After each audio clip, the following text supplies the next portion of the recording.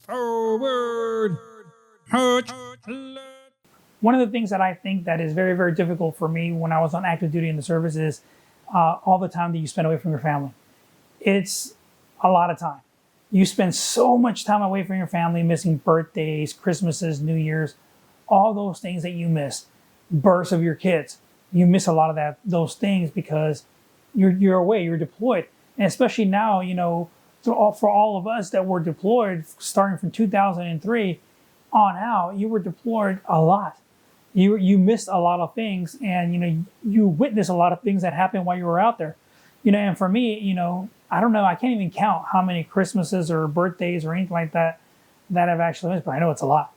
Back in 2011 when my son was born in February, I was in Afghanistan.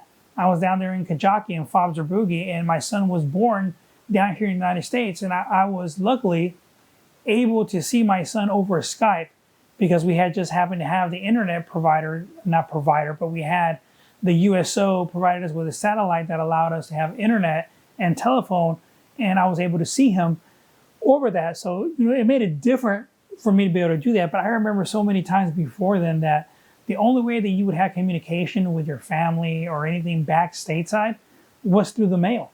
And that's the only way that you would be able to communicate with them. So, so we think about it. Think about how many holidays that you've actually missed when you were in the service. And so when you get out of the military, when you get out, you got to take advantage of those days. Take advantage of that time that you're going to be able to spend with your family. I'm lucky now, because while I was on active duty, my daughters, I was never around. I was always gone. I was always deployed. So, I didn't have that opportunity to provide that time that I needed to as a father to spend with them to make sure that, that I was there for them. Now that I'm older, now that they're older, I'm not in active duty service, our relationship is starting to get closer because I'm here. My son, on the other hand, when I retired from active duty service, he was 4.5 years old.